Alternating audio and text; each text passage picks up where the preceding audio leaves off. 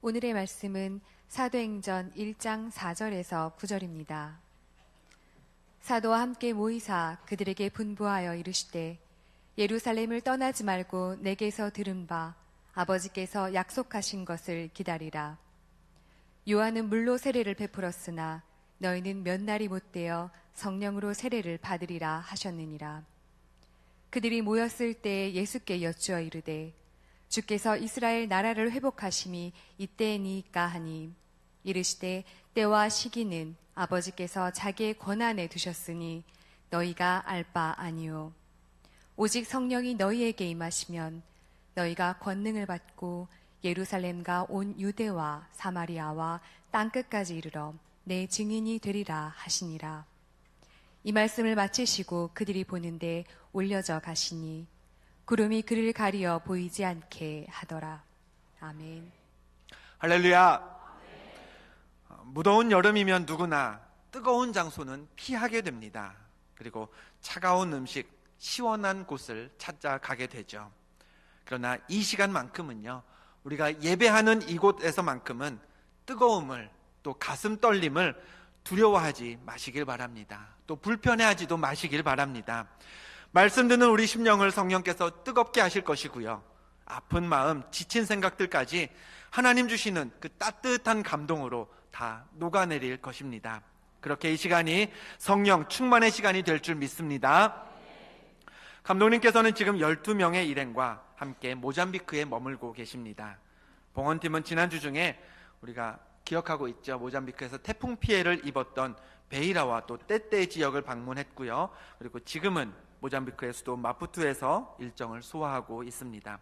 그곳 마푸투에서 올해 우리가 건립한 마구디 기둥교회 봉헌식이 오늘 진행될 예정입니다. 봉헌팀 모두의 평안한 사역과 안전한 여정을 위해 무엇보다 성도님들의 기도가 필요합니다. 더불어 오늘 봉헌될 마구디 기둥교회 이름도 꼭 기억하셔서요, 한 나라와 민족을 변화시키는 위대한 교회가 되도록 기도해 주시길 바랍니다. 교회 이름이 어떻게 된다고 했죠? 마구디 기둥교회입니다. 다시 한번 마구디 기둥교회 기억하시고 함께 기도해 주시길 바랍니다. 우리 성경 높이 들고 믿음을 고백하겠습니다.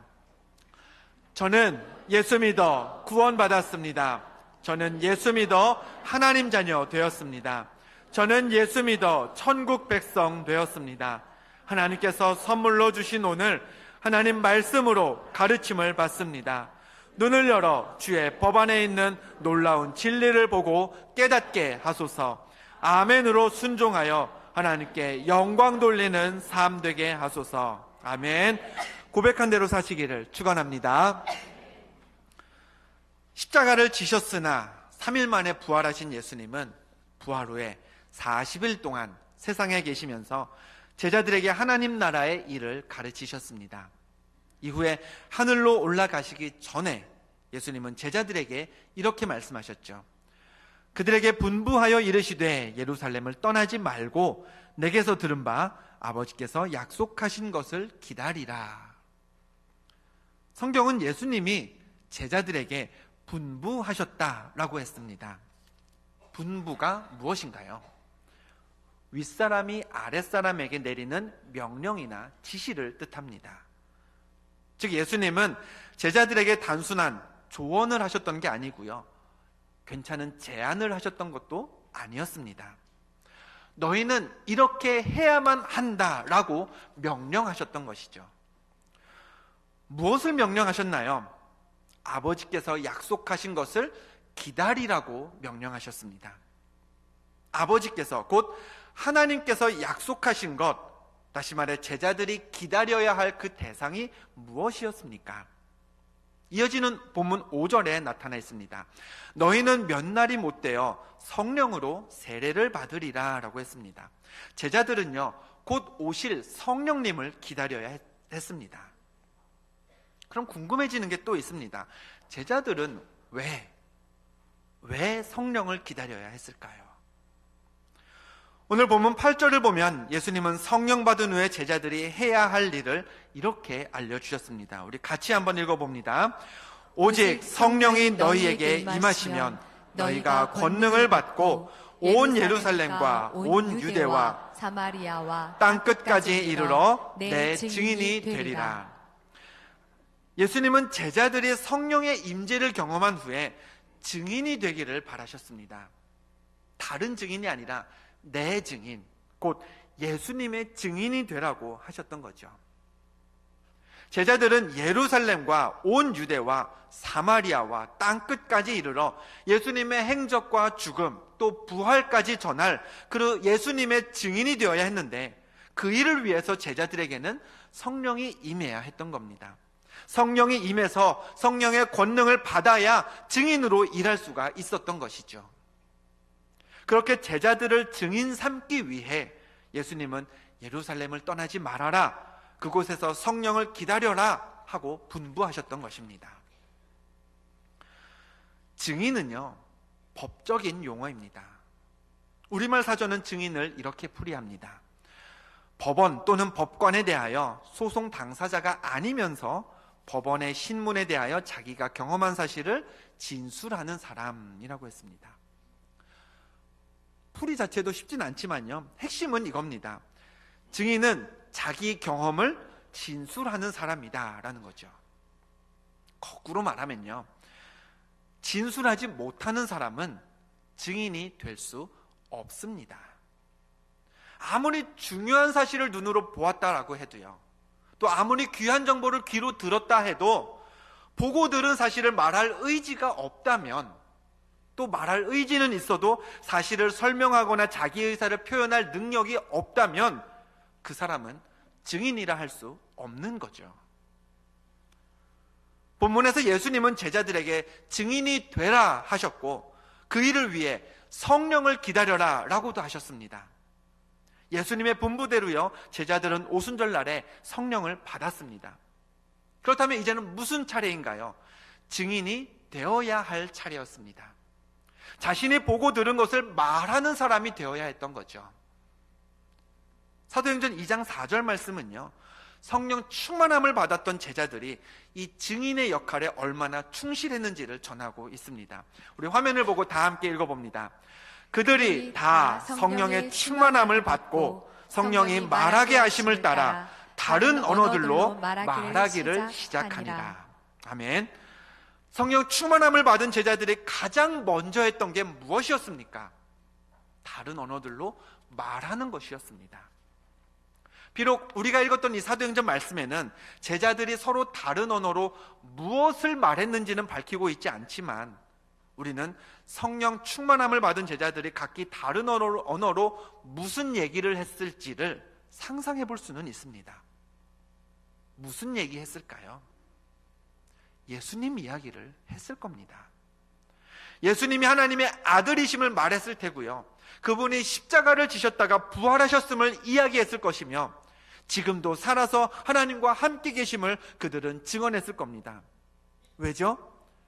예수님은 제자들을 증인 삼기 위해 성령 받게 하셨고, 그에 따라 성령 충만함을 받은 제자들은 예수님의 증인으로서 예수님의 모든 것을 증언하는 게 그들의 사명이기 때문이었습니다. 제가 지나치게 넘겨짚은 걸까요? 아닙니다. 사도행전에는요, 제자들이 예수님의 증인답게 얼마나 열심히 예수님에 대해 이야기하고 다녔는지가 여실히 기록되어 있습니다. 한번 보겠습니다. 예수님을 죽였던 사람들, 제사장들, 사두개인, 장로들, 서기관들이 예수님의 부활 소식이 세상에 퍼지지 않도록 부활을 증언하는 그 제자들을 잡아들였을 때였습니다. 그때 그들은 이렇게 경고했습니다. 그들을 불러 경고하여 도무지 예수의 이름으로 말하지도 말고 가르치지도 말라 하니. 그러나 이미 예수님의 증인이 된 베드로와 요한은요, 거기에 굴복하지 않았습니다. 사도행전 4장 19절 말씀입니다. 우리는 보고 들은 것을 말하지 아니할 수 없다라고 제자들이 그렇게 반박했습니다. 세상 누가 가로막고 방해한다 해도 하나님의 진리를 말하지 않을 수 없는 것, 성령 안에서 내가 믿고 경험한 예수 그리스도의 복음을 말하고 전할 수밖에 없는 것, 그게 증인인 것입니다. 성령 충만함을 경험했던 제자들은 벌써 그렇게 충실한 예수님의 증인이 되어 있었던 것이죠. 근데 이게 끝이 아니었습니다. 복음 전파를 막는 유대 지도자들의 간섭이 커지자 초대교회는요, 다시 모여서 기도했습니다. 그때의 일이 사도행전 4장 31절에 기록되어 있습니다. 우리 함께 읽어봅니다. 빌기를 다함에 모인 곳이 진동하더니 무리가 다 성령이 충만하여 담대히 하나님의 말씀을 전하니라. 아멘. 초대교회는 다시 한번 성령의 충만을 경험했습니다. 그리고 그 충만해진 성령의 능력으로 무엇을 했습니까? 역시나 하나님의 말씀을 전했습니다. 하나님의 자녀라면 누구나 하나님의 영으로 성령의 충만함을 입고자 합니다. 성령께서 지혜를 주셔야 우리는 악한 영을 분별할 수 있습니다. 성령께서 또 권능을 주셔야 우리가 헤어질 때마다 하는 인사죠. 승리하세요라는 그 인사처럼 믿음 안에서 무너지지 않고 승리할 수 있습니다. 그런데 성령으로 충만해지기를 바라는 우리의 목적이 우리의 유익 때문만이어서는 안 됩니다. 하나님께서 하나님의 영을 우리 가운데 부어주셨는데, 우리 안에 성령이 충만해졌는데, 근데 나 혼자만 반석 같은 믿음을 갖고 끝난다? 나 혼자만 가슴이 뜨거워서 기도에 불이 붙는다? 나 혼자만 성령의 열매들이 주는 유익을 누린다? 그건요, 하나님이 우리에게 성령을 부어주시는 목적과 맞지 않습니다. 성령 충만한 성도는 전해야 하기 때문입니다. 하나님의 사랑을 세상에 전해야 하고요, 예수 그리스도의 십자가와 복음을 사람들을 향해 말할 수 있어야 합니다. 세상이요, 그건 틀린 말이다, 제발 좀 그만해라 라고 초대교회 이래로 늘 그래왔듯이 복음 전하는 우리를 박해하고 방해하며 위협한다 할지라도 우리는 예수 그리스도를 전해야 합니다. 이유는 하나입니다. 그것이 증인된 우리의 사명이요, 성령은 그 일 잘하라고 하나님이 우리에게 주신 선물이기 때문입니다. 19세기 미국 보스턴 일대에서 목회를 하시던 필립 브룩스라는 목사님이 계십니다. 목회자로서 글도 쓰셨고요, 찬송가도 작사하셨는데요, 우리가 성탄절 때면 부르는 찬송가 120장 오 베들레헴 작은 꼴, 이 목사님이 작사한 곡이기도 합니다. 이분은 노년에 건강이 악화되어서 가족들 외에는 일절 손님들을 받지 않았습니다. 그러던 어느 날 딱 한 사람, 이름은 알려지지 않았고요, 그냥 성만 잉거솔이라고 알려진 한 변호사를 만나려고 그 사람을 초대했습니다. 잉거솔 씨는 브룩스 목사님을 보자마자 말했습니다. 목사님 만나주셔서 감사합니다. 저라도요, 사람을 일체 만나지 않는 누군가가 딱 저 한 사람만, 저 혼자만 보겠다고 하면요, 다른 사람보다 나를 좀 더 귀하게 여기나 보다 하는 생각에 고맙고 감사하게 여겼을 것 같습니다. 브룩스 목사님을 만나서 진지하게 감사를 표하는 그 변호사 잉거솔 씨에게 목사님은요, 손을 잡고 그에게 조용히 이렇게 말했습니다. 여보게, 다른 사람과는 천국에서 내가 다시 만날 것 같아서 따로 만나지 않는다만, 당신은 아무래도 천국에서 보기가 힘들 것 같아 일부러 불렀네. 제발 예수님 믿고 구원받으시게. 우리는 증인입니다. 내가 믿는 예수 그리스도를, 내가 경험한 구원의 능력을, 또 내가 맛본 하나님의 위대하심을 전하지 않으면 우리는 우리의 사명을 다할 수가 없습니다. 때문에 노년에 사람을 만나기 힘들 때에도 구원받지 못한 한 사람을 불러서 예수 그리스도를 전했던 이 브룩스 목사님처럼 우리도요, 건강할 때든지 혹 그렇지 못할 때든지, 여유가 있어 한가할 때든지 아니면 그렇지 못하고 바쁠 때든지, 주변 사람들이 준비가 되어 있든지 어쩌면 복음을 받아들일 때가 아니라고 판단될 때이든지 하나님의 사랑과 예수 그리스도의 진리를 전할 의무가 우리에게 있는 것입니다. 뿐만 아니라 예수님은요, 우리에게 증인의 역할을 내 가정, 내 이웃들 사이에서만 행하라고 하지 않으셨습니다. 앞서 읽었던 사도행전 1장 8절을 우리 다시 한번 읽어보겠습니다. 오직 성령이 너희에게 임하시면 너희가 권능을 받고 예루살렘과 온 유대와 사마리아와 땅끝까지 이르러 내 증인이 되리라. 아멘. 성령이 임해서 권능을 받으면 우리는 증인으로 일할 범위를 어디까지요? 땅 끝까지로 설정해야 합니다. 자, 그러면 이제 오늘 이 예배 마치고요, 여기 모인 우리가 다 비행기표 하나씩 끊어서 땅 끝까지 한번 나가 보겠습니다. 가능할까요? 불가능하죠. 그래서 우리에게는 선교사를 파송하는 일이 중요합니다. 우리 교회는 국내의 여러 교회를 돕고 있습니다. 협력교회는요, 가깝게는 부천에도 있고요, 인천에도 있고 또 좀 떨어진 천안에도 있습니다. 내가 사는 동네, 내가 사는 지역을 넘어서 우리나라 안에 있지만 그러나 내가 증인으로 가기 힘든 곳까지 우리가 복음을 전하기 위해 여러 교회들을 돕고 협력하고 있습니다. 또 우리는 일본의 조영철 선교사님을 파송했습니다. 모잠비크에는 김광희 선교사님을 파송했죠. 특별히 모잠비크에는 2009년부터 매년 교회를 세우고 있습니다.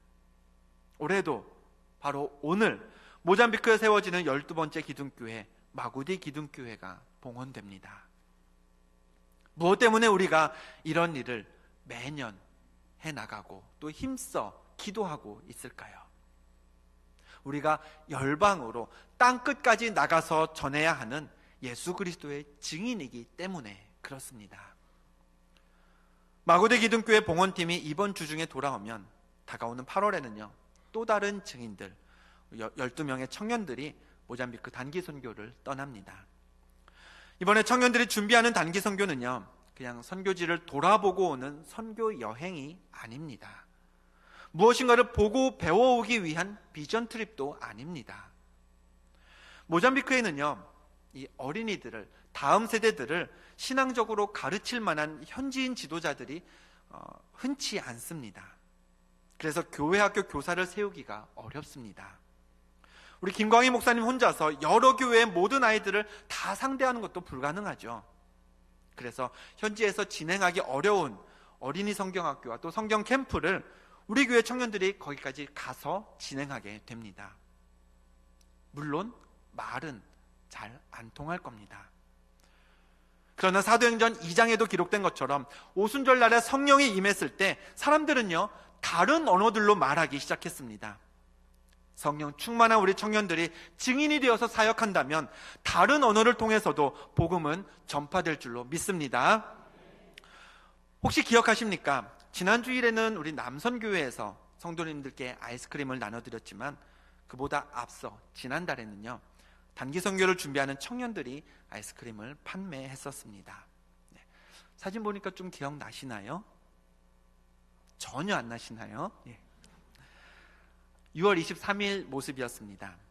청년들이 아이스크림 사업을 벌였던 데에는 이유가 있었습니다. 모잠비크에서요 포르투갈어로 혹은 현지 부족어로 만들어진 어린이 신앙교재는 찾기가 힘듭니다. 그래서 단기 선교팀에서는요 현지에서 사용할 교재 200여 권을 한국에서 구입해서 가져가야 합니다. 물론 단기 선교에 참여하는 청년들도 본인의 항공권과 여비 외에 성경학교 진행에 들어갈 경비를 나누어서 부담하고는 있습니다. 그렇지만 많이 부족합니다.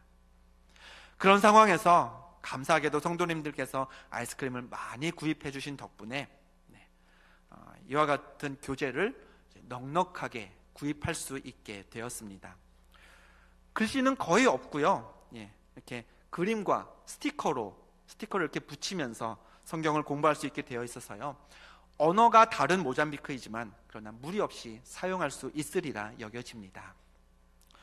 뿐만 아니라 기차를 타며 성경 속 여행을 떠난다는 컨셉에 맞춰서 이런 장난감도요 교재에 포함되어 있습니다. 안에는 사람도 있고요, 기관사도 있고요. 별것 아닌 것 같은데 이 교재를 정하기 위해서 김광희 목사님과 연락을 했을 때 아이들이 이 기차를 보고 너무 흥분할까봐 걱정이다라는 행복한 걱정을 하시는 걸 보았습니다. 단기 선교팀에서는 선교를 떠나기 직전에 한 8월 초쯤에요, 또 한 번의 사역을 준비하고 있습니다. 우리 교회에서는 매년 여름 성경학교마다 참여하는 모든 어린이들에게 주는 게 있습니다. 뭐 주는지 아시나요? 티셔츠입니다. 모잠비크에서도 성경학교에 참여하는 어린이 모두에게 이렇게 노랑노랑한 우리 티셔츠를 나눠주려고 합니다. 이 더운 여름에 웬 긴팔이냐 생각하시는 분들이 계실까봐 말씀드리면, 남반구에 위치한 모잠비크는 지금이 겨울입니다. 그래서 반팔이 물론 더 저렴하기는 하지만 현지 아이들이 겨울에 반팔 입었다가 다 감기 걸릴까봐 긴팔로 맞추려고 합니다. 그 얘기인즉 반팔보다 비용이 조금 더 듭니다. 이 일을 위해서도 성도님들의 도움이 필요합니다. 한 3주 후쯤입니다. 8월 초에 무더운 날에 청년들이 교회 앞에서 아이스 커피나 음료들을 팔거든 모잠비크에 가져갈 티셔츠 마련하려고 하나 보구나 생각하시고요, 많이 구입해 주시길 바랍니다. 물론 교재가 없어도요, 성경은 가르칠 수 있습니다. 또 티셔츠 없어도 여름 성경학교는 진행할 수 있습니다. 그러나 모잠비크 어린이들이 이 옷을 입을 때마다, 우리가 세운 교회에서 들었던 그 복음의 메시지를 이 옷을 입을 때마다 떠올릴 수 있다면, 또 그 아이들이 이 책을 보고 또 장난감을 만지작거릴 때마다 교회로 발걸음을 옮겨서 경험했던 그 즐거운 시간과 그 안에 녹아들어 있는 하나님의 말씀을 되새긴다면, 증인은요, 마땅히 그 도구들도 사용할 수 있어야 한다고 생각합니다. 하나님의 말씀과 예수 그리스도의 복음을 전하는 게 증인된 우리의 사명이기 때문에 그 말씀을, 그 복음을 더 효과적으로 전할 방법이 있다면 어떻게 해서라도 그 방법을 활용하는 게 마땅한 증인의 역할 아닐까요? 하나님은 우리를 자녀 삼아 주셨습니다. 예수님을 이 땅에 보내셔서 우리 죄를 대속해 주셨습니다. 그 귀한 사랑을 완성하고 하늘로 올라가실 때에 예수님은 우리에게 다른 걸 요구하시지 않으셨습니다. 한 가지만 분부하셨죠. 오직 성령이 너희에게 임하시면 내 증인이 되리라. 예루살렘과 온 유대와 사마리아와 땅끝까지 이르러 내 증인이 되리라. 우리는 먼저는 가정에서부터 증인이 되어야 합니다. 일터에서도, 학교에서도, 이웃들과의 사이에서도 예수 그리스도와 복음의 소식을 전해야 합니다. 그러나 그게 끝이 아닙니다. 땅 끝까지 복음을 들고 향할 수 있어야 합니다. 우리의 두 발을 땅 끝까지 직접 내딛는 게 힘들다면 파송한 선교사를 위해 기도해야 합니다. 땅 끝으로 복음 들고 떠나는 이들을 물질로도 도와야 합니다. 먼 땅에서 어떤 영적 싸움이 일어나고 있는지 관심을 갖고요, 응원하면서 기도해야 합니다. 오늘 모잠비크에 우리가 세운 교회가 봉헌됩니다. 13명의 팀원들이 그 일을 위해 떠나 있습니다. 또 8월에는 또 다른 12명의 청년들이 모잠비크로 향합니다. 그러나 비행기를 타고 모잠비크로 향하는 그 숫자가 12명, 13명으로 그쳐서는 안 됩니다. 여러분 한 사람 한 사람이 거기에 다 포함되어야 합니다. 우리 교회 모든 성도님들이 다 함께 예수님의 증인이 되어서 땅끝까지 향해야 하는 것입니다. 우리 이 시간 함께 찬양하려고 하는데요, 하나님, 내가 증인 되겠습니다. 나도 성령 충만해져서 기도로, 물질로, 또 내 두 발로 땅끝까지 향하는 증인이 되겠습니다. 우리 그런 결단을 이 찬양에 담아서요, 예수님이 우리에게 주신 증인의 사명을 마음 깊이 다시 한번 새겨보는 그런 시간 되기를 소망합니다. 우리 가서 제자 삼으라 후렴 부분을 함께 찬양해 보려고 합니다.